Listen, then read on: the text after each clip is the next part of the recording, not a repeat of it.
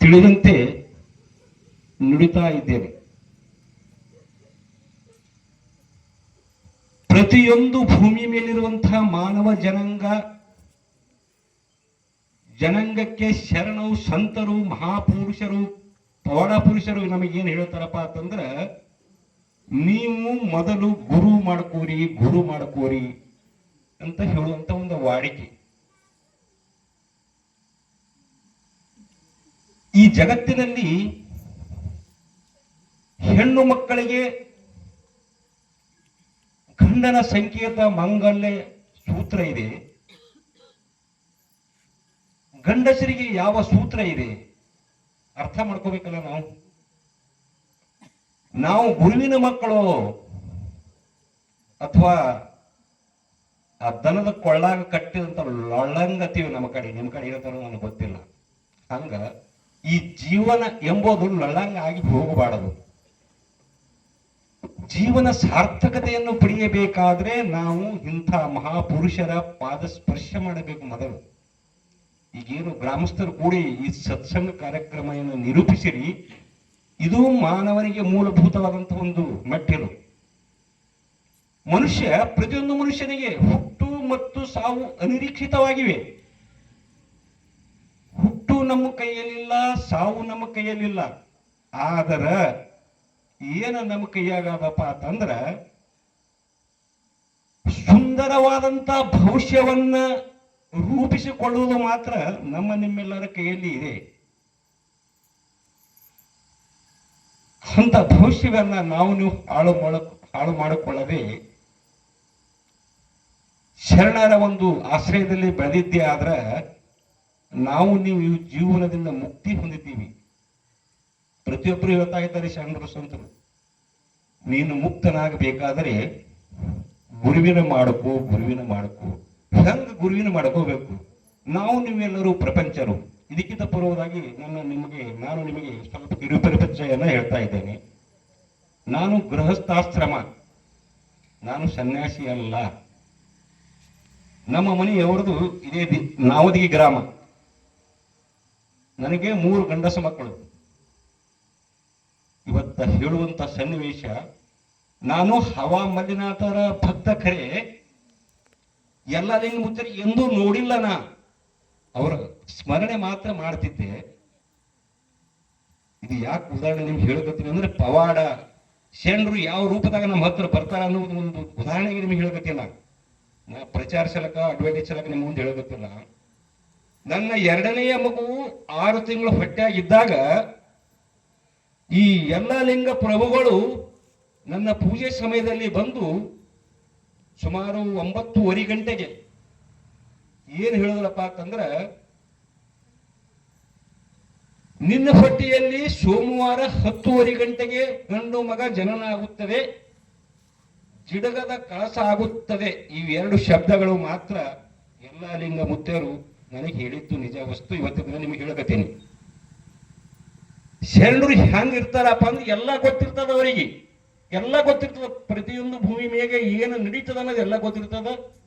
ನೋಡ್ಲಿಕ್ಕ ಮಾತ್ರ ಅವರು ಹುಚ್ಚರಂತ ಇರ್ತಾರ. ಇದು ಬಹಳ ಸೂಕ್ಷ್ಮದ. ಶರಣರ ಸ್ಪರ್ಶ ದರ್ಶನ ಆಗ್ಬೇಕಾದ್ರೆ ನಾವು ಬಹಳ ಪುಣ್ಯ ಬೇಕು. ಇವತ್ತಿನ ಜನ, ಈಗ ನಾನು ಮಾರಿ ಮುಂದೆ ಕುಂತಾರ ಅಜ್ಜೋರು, ನಾನು ಕರ್ನಾಟಕ, ಮಹಾರಾಷ್ಟ್ರ, ಆಂಧ್ರ 3 ಸ್ಟೇಟ್ ತಿರುಗಾಡ್ತೀನಿ. ಸುಮಾರು 2,500 - 3,000 ಆಶ್ರಮ ತಿರುಗಾಡ್ತೀನಿ ನಾನು. ಎಲ್ಲ ಕಡೆಯೂ ವಿಠ್ಠಲ ಮಹಾರಾಜರಂದ್ರೆ ಬಹಳ ಪರಿಚಿತ ಅಂತ, ಬಹಳ ಸಾಧಿಸಿದಂತ ಶರಣರು. ಆದ್ರ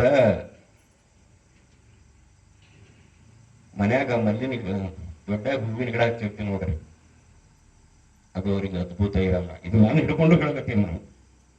ನಾ ಯಾಕೆ ಹೇಳಕತ್ತೀನಿ ಅಂದ್ರೆ, ಕಳ್ಕೋಬೇಡ್ರಿ, ಗುರು ಸಿಕ್ಕನ ಪಡ್ಕೋರಿ ಅನ್ನೋ ಉದ್ದೇಶದಿಂದ ಇದು ನಿಮ್ಗೆ ನಾ ಹೇಳಕತ್ತೀನಿ. ಯಾಕಂದ್ರೆ ಗುರು ಅನ್ನೋ ವಸ್ತು ಅಷ್ಟು ಸರಳ ಇಲ್ಲ. ನೀವೆಲ್ಲರೂ ಪುಣ್ಯ ಮಾಡಿರಿ.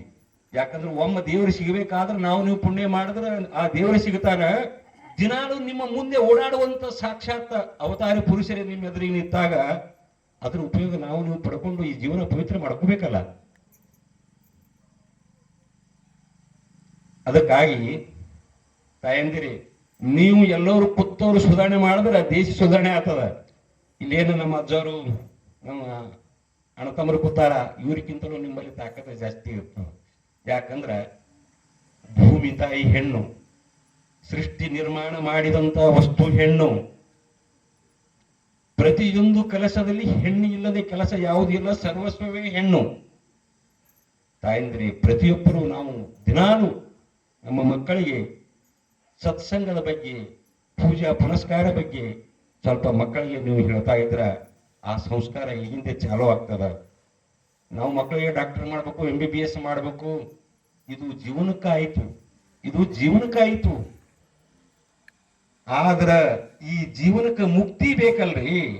84 ಜೀವರಾಶಿಗಳಲ್ಲಿ ಹುಟ್ಟದ ಸತ್ತದ ಇದೇ ಮಾಡ್ಕೋತೇ ಹೊಂಟೀವಿ ನೀವು. ಆದ್ರೆ ಇದಕ್ಕೆ ಕೊನೆ ಎಂದ ಅಂದ್ರ ಯಾವಾಗ ನಾವು ಇಂಥ ಶರಣರ ಪಾದಲಿ ತಲ್ಲೀನರಾಗಿ ಅವರು ಹಾಕಿಕೊಂಡಂತ ಮಾರ್ಗವನ್ನು ಅನುಸರಿಸಿ ಧರ್ಮವನ್ನು ಪಾಲಿಸಿ ನಾವು ನಡೆದಿದ್ದೇ ಆದ್ರ ನಮ್ಮ ಜೀವನ ಪವಿತ್ರ ಆಗ್ತದ. ಇವತ್ತಿನ ದಿನ ಅಜ್ಜವರು ಹೇಳಿದ ಪ್ರಕಾರ ನಮ್ಮ 2ನೆಯ ಮಗು ಇತಿಹಾಸದಲ್ಲಿಯೇ ಸನ್ಯಾಸತ್ವದ ಮೂಲ ಸ್ಥಳ ತಮಗೆಲ್ಲ ಗೊತ್ತಿರಬಹುದು, ಶಿವಯೋಗ ಮಂದಿರ ಅನ್ನುವಂಥ ಶಬ್ದ. 26 ವರ್ಷಗಳ ಪರ್ಯಂತ ಅಭ್ಯಾಸ ಮಾಡಿ ಇವತ್ತಿನ ದಿವಸ ಅವರು ಬಳ್ಳಾರಿ ಜಿಲ್ಲೆಯ ಶ್ರೀಧರಗಡ್ಡೆಯಲ್ಲಿ ಒಬ್ಬ ದೊಡ್ಡ ಮಠಾಧೀಶರಾಗಿ ಪರಿಣಮಿಸಿದ್ದು ಯಾರದಪ್ಪ ಅಂತಂದ್ರೆ ಇಂಥ ಶರಣರ ಪಾದ ಸ್ಪರ್ಶ. ಚಪ್ಪಾಳೆ ಹೊಡೀರಿ ಒಂಜಾರ, ಪಾದ ಸ್ಪರ್ಶ ಅರ್ಥ ತಿಳ್ಕೋರಿ. ಇದು ನಾವು ನಿಮಗೆ ಯಾಕೆ ಬಿಚ್ಚಿ ಹೇಳ್ತೀವಿ ಅಂದ್ರ 10 ತಲೆಮಾರುಗಳಿಂದ ನಾವು ಏನು ಗಳಿಸ್ತೀವಿ, ಇದೇನು ಗದಿಮೆ ಕೂತಾರ ಇವರು ಮನಸ್ಸು ಮಾಡಿದ್ರೆ ಒಂದು ಕ್ಷಣ ಕಣ್ಣು ಮುಚ್ಚರಾಗೆ ಗಳಿಸ್ಲಿಕ್ಕೆ ಸಾಧ್ಯ ಅದ. ನಾವು ನೀವು ಶರೀರ ದುರ್ಸಾಭಾಷೆ ಇಲ್ಲ, ಅವರು ಮಣ್ಣು ಹಿಂಗೆ ಮಾಡಿ ಕೊಟ್ರೆ ಹೊನ್ನ ಆಗ್ತದೆ. ನಮಗೂ ತೋಳಕ ಬರಲಾಗ್ಯದ. ಇದು ನಮ್ಮ ದುರ್ದೈವದ. ನಾವೇನು ಮಾಡೋದು, ನಮ್ಮ ಕರ್ಮದ. ಇದು ಬಾಳ ತಿಳ್ಕೊಬೇಕ್ರಿ. ಶರಣರ ಬಗ್ಗೆ ತಿಳ್ಕೊಬೇಕಾದ್ರ ನನ್ನ ಗಾಡಿ ಈ ಕಡೆ ಬತ್ತು ಅಂದ್ರ ಅಜ್ಜೋರು ಇರ್ಲಿ ಬಿಡ್ಲಿ, ಆ ಕರ್ತು ಗದ್ದಿಗೆ ಹಣಿ ಹೊಡಿಲಾರೆ ನಾ ಎಂದೂ ಹೋಗಿಲ್ಲ. ಯಾಕಂದ್ರೆ ಅದು ಜೋಗತದ. ಶರಣರ ಸ್ಪರ್ಶ ಜೋಗತದ. ಅದು ಎಷ್ಟ್ ಕಾಣ್ತಾ ಇರ್ತದ. ಇನ್ ಏನ್ರಿ ನಾವು ನೀವು ಸಂಸಾರಿಸ್ತಿದ್ದೀವಿ, ಶರಣರು ಪಡ್ಕೋಬೇಕು, ದೇವ್ರು ನಡ್ಕೋಬೇಕು, ಬಹಳ ಹೈರಾಣ ಅಂತೀರಿ. ಏನು ಹೈರಾಣ ಇಲ್ಲ, ಬಹಳ ಸರಳ ಅದ. ನಾನು ಪ್ರಪಂಚಕ್ಕಾಗಿ ನಿಮ್ಗೆ ಹೇಳ್ತೀನಿ, ನಾವೇನು ಬೆಟ್ಟ ಗುಡ್ಡಕ್ಕೆ ಹೋಗ್ಬೇಕಾಗಿಲ್ಲ. ಶರಣರ ಉಪಭೋಗಿ ಏನು ನಮಗೆ ದೀಕ್ಷೆ ಕೊಡ್ತಾರ, ಆ ನುಡಿಗಳನ್ನ ನಾವು ಮನೆಯ ಕೂತಿ ಅನ್ಬಹುದು. ಆ ಶಿವಮಂತ್ರವನ್ನ ನಾವು ಮನೆಯಲ್ಲೇ ಜಪಿಸಬಹುದು. ದೇವರೇ ಒಲಿಮೆ ಮಾಡ್ಕೋಬೇಕಾದ್ರ ನಾವು ದೊಡ್ಡ ಪಿತಾಂಬರಗಳನ್ನು ಹಾಕಿಕೊಂಡು ಈ ಶರಣರ ಮುಂದೆ ನಿಂತರ ಇವ್ರು ನಮಗ ಒಲಂಗಿಲ್ಲ. ಪಕ್ಕಷ್ಟು ಬಂಗಾರ ಹಾಕೊಂಡು ಬಂದು ಇವ್ರು ಮುಂದೆ ನಿಂತರ ಇವ್ರು ಒಲಂಗಿಲ್ಲ. ದೊಡ್ಡ ಮಠ ಕಟ್ಟಿಸಿ ಏನೇನೋ ಮಾಡಿ ಇವ್ರಿಗೆ ಕರ್ಕೊಂಬಂದ್ರೆ ಒಲಂಗಿಲ್ಲ. ಅದಕ್ಕೆ ಶರಣರು ಏನ್ ಹೇಳ್ಯಾರಪ್ಪ ಅಂತಂದ್ರ, ವೇದ ಪ್ರಿಯ ಶಿವನೆಂಬರು ವೇದ ಪ್ರಿಯ ಶಿವನಲ್ಲವಯ್ಯ, ನಾದ ಪ್ರಿಯ ಶಿವನೆಂಬರು ನಾದ ಪ್ರಿಯ ಶಿವನಲ್ಲವಯ್ಯ. ನಾದವ ನುಡಿಸಿದ ರಾವಣಂಗೆ ಅರವಾಯುಷ್ಯವಾಯಿತು, ವೇದವ ನುಡಿಸಿದ ಬ್ರಹ್ಮನ ಶಿರ ಹೋಯಿತು. ಅದಕ್ಕಾಗಿ ಭಗವಂತ ಏನು ಪ್ರೇಮ ಅಂದ್ರ ನಮ್ಮ ನಿಶ್ಚಲವಾದಂತ ಭಕ್ತಿ ಪ್ರೇಮ.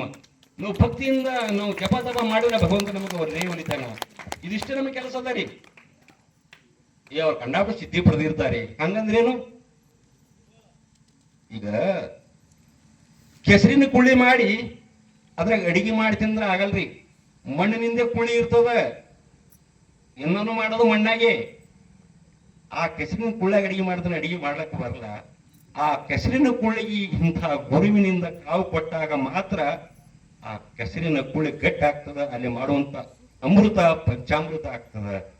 ಅದಕ್ಕಾಗಿ ನನ್ನ ತಿಳಿದ ಮಟ್ಟಿಗೆ ಯಾರಾದರೂ ಪರಮಾತ್ಮ ಯಾರೇ ನೋಡಿ ಕೂತವರು ಯಾರು ನೋಡಿಲ್ಲ, ಹಿಂದೂ ಯಾರು ನೋಡಿಲ್ಲ, ಮುಂದೂ ಯಾರು ನೋಡಿಲ್ಲ. ಸ್ವರೂಪ ಎಲ್ಲ ಸ್ವರೂಪ ಇಲ್ಲಿ ಅದ. ಆದ್ರೆ ಬಹಳ ಸೂಕ್ಷ್ಮ ಇರ್ತದ. ತಿಳ್ಕೊಂಡು ಇದನ್ನ ನಾವು ಲಾಭ ಪಡ್ಕೋಬೇಕಾಗ್ತದ. ಇನ್ನ ಅಜ್ಜೋರ್ ಬಿ ಬಂದಾರ.